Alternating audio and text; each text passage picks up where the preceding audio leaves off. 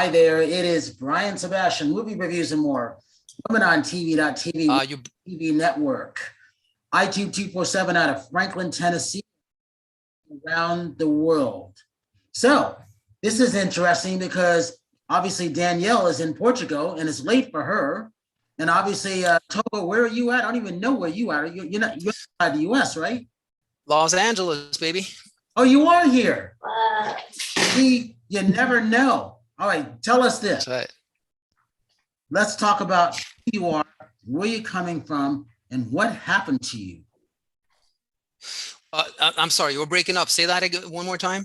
Who you are, what's going on with you, and then what happened to you with your music and everything. Where are you right? Oh, sure. Yeah. Well, it's Toggo Ultrarock. I am, I was born and raised in Norway, came to Hollywood when I was, I don't know, 18 or something like that. I'm going to try to make a long story as short as possible, but things were going great. I had one of the most local bands in Hollywood.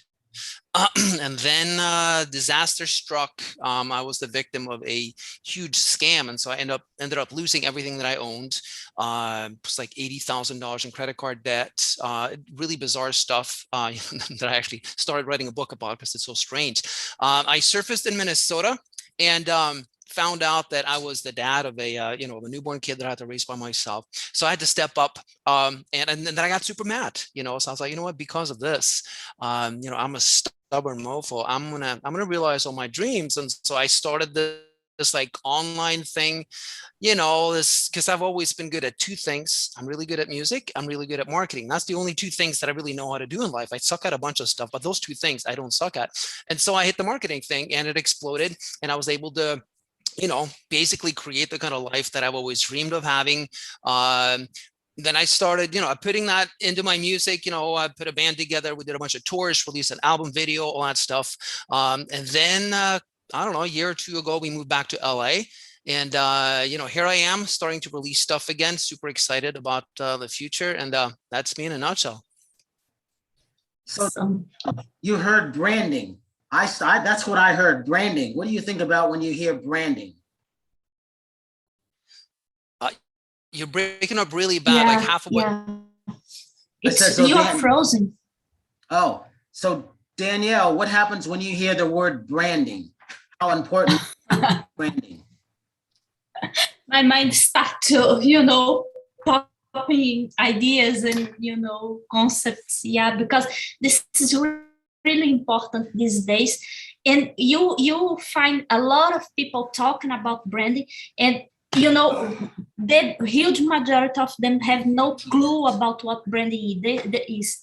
They think that branding is about having a beautiful profile, social media profile, and beautiful, key visuals. And it's not that. Branding is much more about how people feel and consciously managing those touch points and interactions in a way that you can maximize the experience the other people have about you. This is branding about you or a company, but it's the gut feeling someone has about a company or a person. Yeah.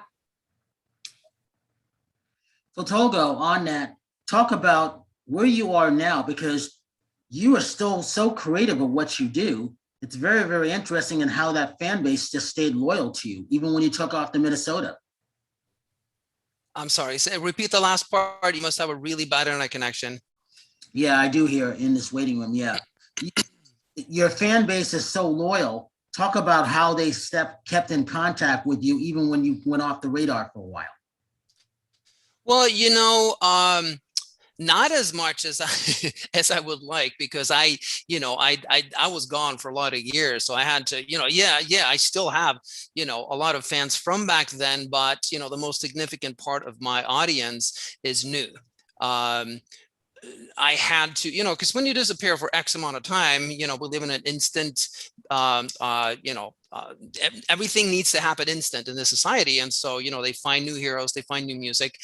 So I had to basically start from scratch, and then I found my new audience. I love Instagram. I found my new audience there, and certain countries, especially countries like Brazil and Argentina, have been absolutely amazing. I've been invited to do I think 2 tours there right now, so that's sort of in the works. But it's really, really fun, as I'm releasing new music, to find a new audience that is just that things are really popping. So that's exciting.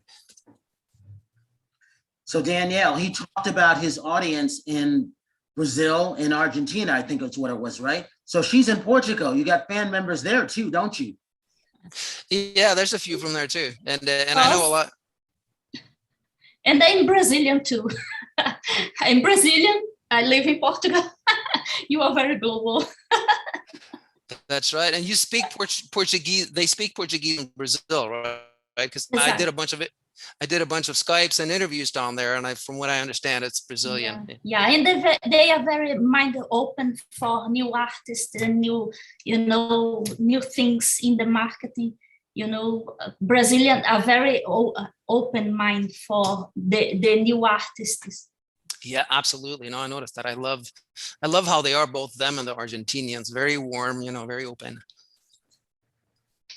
Talk about your music today.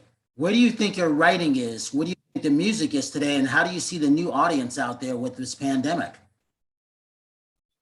I mean, the music for me doesn't really change, from the stuff that I wrote 10 years ago to the stuff that I write now. It evolves though. I've always been a pop guy at heart, but at the same time, I'm also a rocker, so my stuff, my heroes are like Steven Tyler. It's a combination of Steven Tyler, Freddie Mercury, and Johnny Rotten, because I love what each brings to the, to the scene. And so my music is sort of a blend of all that stuff. Now, your second question, I don't know if I understood exactly what you meant by that, in conjunction with the pandemic. What were you doing during the pandemic? Were you writing more? Were you just taking care of your, being that family guy now? Oh, okay. I see what you're saying. No, I was definitely writing more. I got a lot of stuff done. I went to the studio.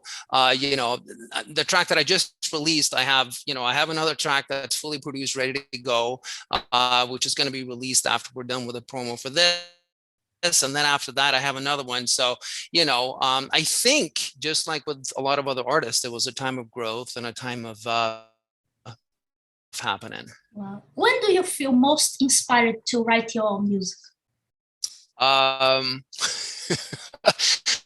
think historically, it's been when my heart has been broken.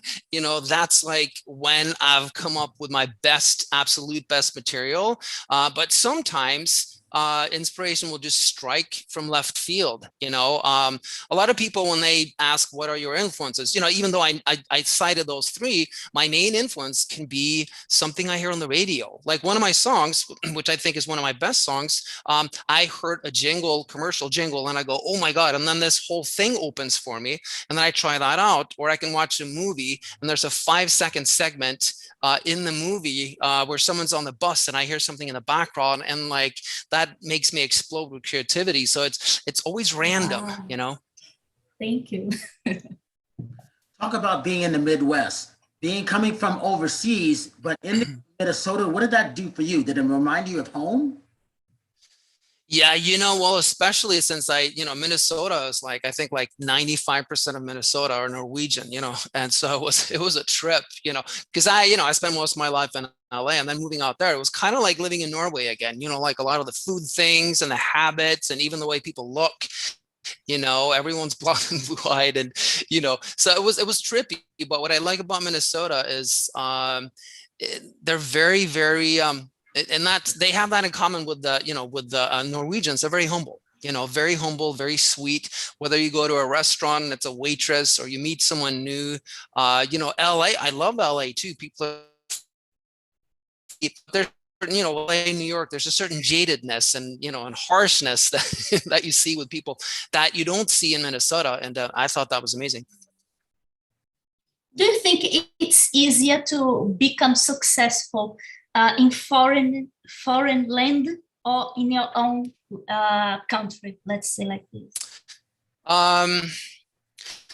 I think that when it comes to, if that question had been asked maybe like 30 years ago, I would probably say it's easier in your own country.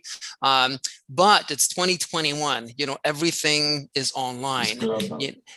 And you see the people who succeed the most aren't just the people with talent. You can be the most talented guy on the planet, and you can write songs that are just undeniable hit songs, and you may never make it because you don't have the drive. The artists that have made it the last 10, 20 years, for the most part, I'm going to say 90%, are people who have a combination of, they have a lot of talent. Sometimes they don't have a lot of talent at all, but they have this crazy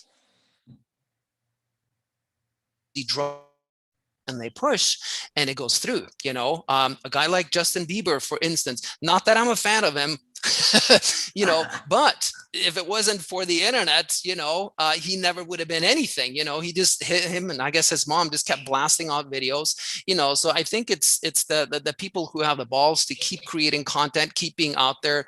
You're going to get rejected over and over and over, but who gives?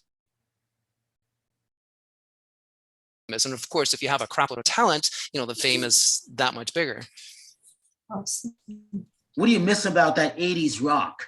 Do you miss the whiskey? Do you miss the Viper? Do you miss the, everything there in that heyday in Sunset?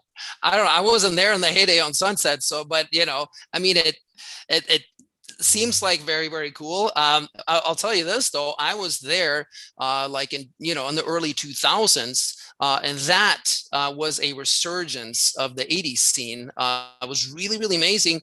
Sunset Strip flooded with people, guys, girls, whatever, handing off flyers, and then the sort of like the glam had a resurgence. So I think that's like my favorite era of my whole life, from anywhere from 2001 to about 2005, because, from what I understand, that was like a mini version of the 80s. You were. That's why I say that. I think your music, your look, and everything coincide what was going on there at that point. Yeah.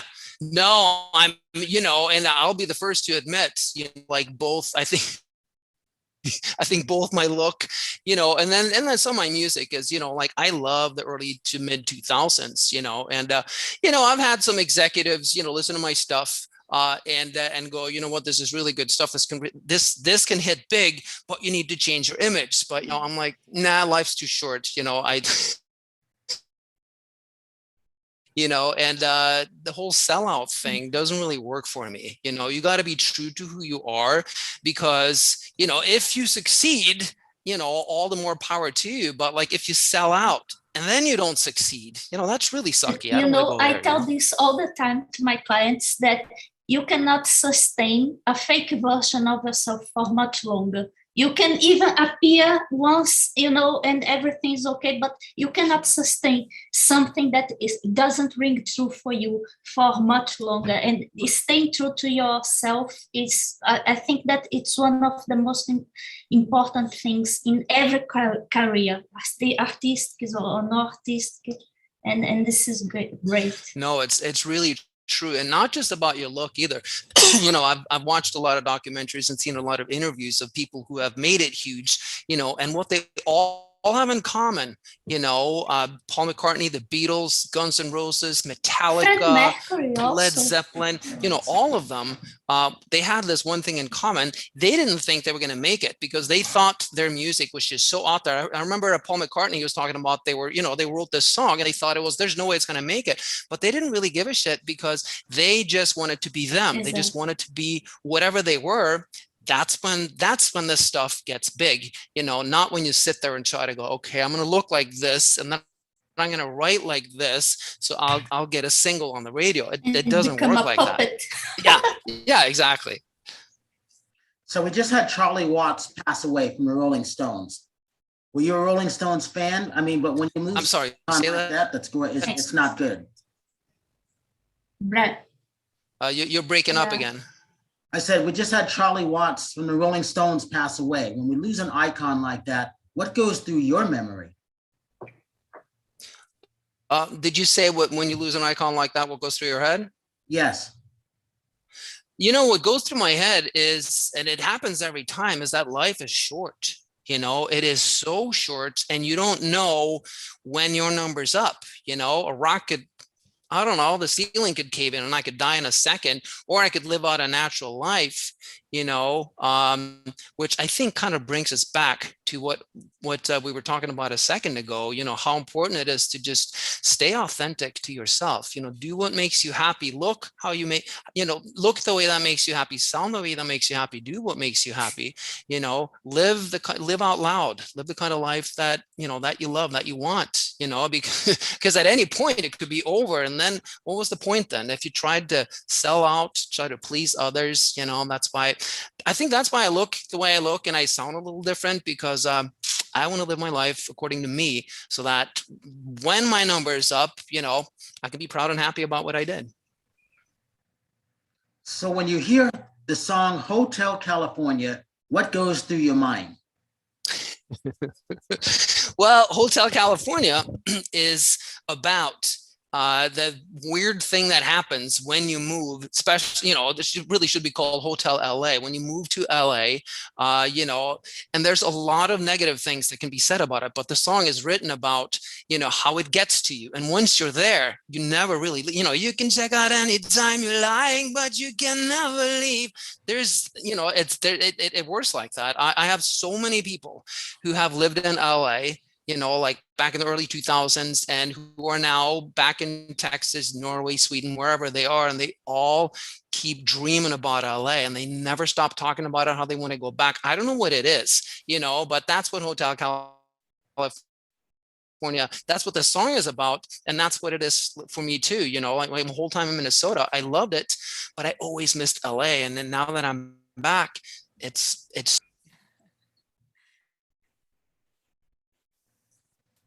I think he's frozen. Oh, he's frozen again? He's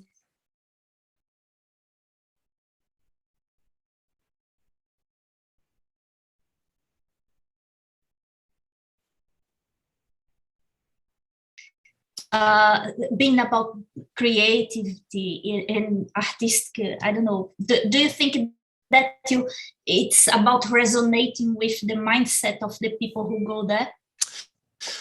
Yeah, it's about that, but it's about so many more things, you know, because there's so many things to like in the city. First, you have the climate, you know, I mean, it's absolutely, to me, this is the most perfect climate on the planet, because like in the summer, it's nice and hot. It never gets humid and sticky. In the winter, you know, it doesn't get cold, not a lot of mosquitoes, you know, like Florida, it's just muggy and they have flying cockroaches and alligators.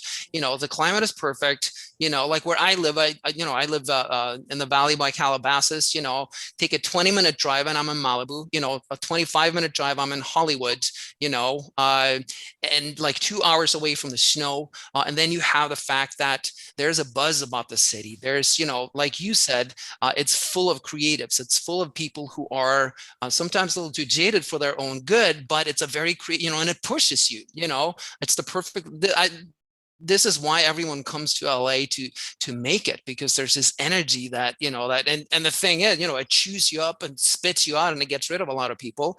You know, it's a brutal place to be if you don't have the stamina for it, you know. But I think that's what makes it so hard to leave, even for people who are not in the entertainment industry. It's just, I don't know, the climate, how available everything is, and I don't know. Yeah. Oh, thank you. When did you know you made it? Was it a defining moment that you knew that you just made it? Well, there's making it. I still haven't made it in music. You know, I still haven't fulfilled my ambitions with music. You know, I'm still not an artist that, if you say Toggo Ultrarock, most people in the world, you know, don't know who that is. Yeah, I have a faithful fan base, but, you know, I'm still working on that, and I will not, you know, my soul will be unrestful until that happens. I'm not going to stop until that happens. Now, the making it part is, you know, I ironically, I did create the things that rock stars get when they make it. You know, I have the wealth, I have the Lamborghini, I have the mansion, I have the whole 9 yards because I worked so hard for it. But, you know, when I moved to Minnesota and I was told that you have to raise a kid and all that stuff, I was flat broke, and I failed every single day for 7 years, flat broke. Everyone told me to cut my hair and get my job. I'm being irresponsible, and come on, you're a dad, and, you know, but I refused to listen. You know, I'm really stubborn. And so one day in 2012, December 13th, 2012, I woke up and my life was changed, because 7 years of struggle and just stubbornly pursuing something that I refused to believe wouldn't happen, happened. And then from there on, I had figured it out, and then it was easy. And, you know, and that's, you know, I didn't know that I had made it at that point, because I didn't know if it was a fluke and the other shoe was going to drop. But then I kept repeating it, you know, and then within a year, I knew, okay, I got this. What would be your greatest one piece of advice for people who have been perhaps in similar situation, that they are passing from something in their lives, like, okay, I hit the rock bottom. If you could give a piece of advice for these people to not give up and to focus on something that would make them to grow again, what would be that you know, that word of encouragement? Okay, no, that's easy. You know, things didn't really change for me until I started thinking, you know, completely differently. You know, you've probably heard a lot of people talk about, you know, you create your own reality, the law of attraction, positive thinking, all that stuff. I'm huge into that, you know, and if you look at every successful person on the planet, they're huge. You know, as a matter of fact, yesterday I watched the documentary about David Geffen, very inspirational. He's a guy that just changed Hollywood. You know, he's got a net worth of $7 billion, you know, and he has just created so many things that most people are impossible. And the whole thing starts off by saying, I'm going to misquote it a little bit, but he says, I believe that each person, through who they are from their born to their struggles, we are a figment of our own imagination. We create ourselves to be. You can create anything you want. And he goes, the problem is a lot of people don't have enough imagination. And that's what I believe. And that's when things started changing for me. Anything from focusing on gratitude. You know, I spend a few minutes in the morning and a few minutes at night just focusing on I'm grateful for, and then it pulls me up, and all of a sudden in life I start noticing things I wouldn't notice before. I strike up conversations with people I normally wouldn't, which can lead to a connection, which can lead to this, to that. When I have a goal, I'll sit down, you know, I'll put on like some meditative music, and I will visualize what I want over and over and over and over until it happens. And now, again, if you look at anyone who's successful, anywhere from Bill Gates to Nikki Sixx to Michael Jackson, you know, they all do this. A lot of them aren't aware that they do it because it's natural for them. You know, it was never natural for me. I had to struggle and I had to come to that realization, but everyone who's successful does this. So that's the advice that I would do. Stop focusing completely on what's going on right now and what's happened. It doesn't matter. That was created out of your imagination, you know, and you get to decide how is your life going to be now based on your thoughts and your feelings from this moment forth, and you get to choose that. Amazing. You know, that David Geffen documentary is one of the best documentaries I've ever seen. Right? Yeah. What are some of the songs that you want audience members who may not know who you are, what should they listen to? I think the one that always goes as number one is Cannonball. You know, people have a love for that. I say second, you know, since I released my new single Creepy Wonderwall, people are kind of flipping out on that too. So that's currently the most listened to one on Spotify. But it's those three songs, you know, Cannonball, Monday Morning, and Creepy Wonderwall, that everyone wants to listen to, that, you know, that are into my stuff. We got about 5 minutes left. What is your take on the way social media is done now with Spotify or Pandora or Amazon Music, Apple? What's your take on that? Okay, so let me make sure that I'm answering correctly, because first you said social media, and then you said all the channels. You're talking about social media, or you're just talking about the way that music is just distributed digitally these days? Both. Okay. I love it. I have a lot of friends and a lot of musicians. They mope and grind about the current, you can't make money from albums anymore, and CDs are gone, and it's all going down the shitter. And I look at it completely differently. I think it's a freaking miracle, because never before in history has an independent musician had the chance that he has right now to make it. Obviously you got to kick some ass promoting yourself online, but there is no other time in history when anyone can actually make it. Back in the 40s, 50s, 60s, 70s, 80s, 90s, 2000s, you had to go through the needle's eye of a big record company. You don't have to anymore. You can look exactly how you want to. You can, you can dress exactly, you can sound, and there's so many new artists from, God, what's the name? I always forget the name of that girl, that Australian girl that just blew up with that soft, weird sound. What's her name? Nightbird? No. What's that? Nightbird? No. No. I always forget. Anyway, she's like the biggest artist on the planet. I think someone like her would have never made it, because it was just her and her brother in their basement producing stuff. And the first time I heard of this, it's so out of left field. It's so different, that I don't think it would have made it. But today you can. So I think it's a miracle that everything has gone digital. So give your social media links. And what inspiration would you say to these new musicians coming up who may look to you? What would you?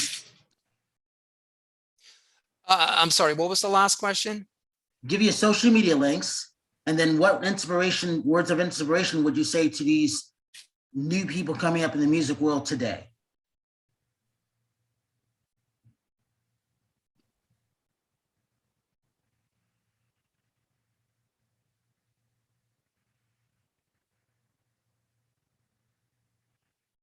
Did I lose you? Again, images, Google me, Toggo, Toggo Ultrarock, and then, my Instagram, Spotify, YouTube, everything, everything pulls up. Did you, Daniel, did you get what the last question was? Because he's still frozen. Like yeah. He's in under I didn't, aquarium. Oh, okay, we're back. I'm going to say social media, it's obviously important to, the things that I said about visualization, focusing, being grateful, all those things that make you a happier person, that attracts the right situations. But when it comes to social media, it's very important to be consistent. I'm not that great across all platforms like Facebook. I really suck at Facebook. I'm pretty decent at. So to answer that to up and coming musicians is just to be consistent, release content and just pour your gut out, release who you truly are. Don't try to be someone else. Don't try to be cool. Just be yourself, because that's always, the content that engages the most, I find, with the stuff that I share, when I'm being authentic and just being myself and not trying to look cool. And search for quality over quantity. It's important too. Yeah. No, absolutely. Always quality over quantity. Well, I have to apologize on connection on my end. I found out anytime I do an interview in the studio at this time, I get bad service. In the morning, it's okay. So I got to thank you guys for this. And as I would say, if you see someone without a smile, please give them one of yours, because the world needs it. Toggo, Danielle, thank you so much. And we will see you next. Peace.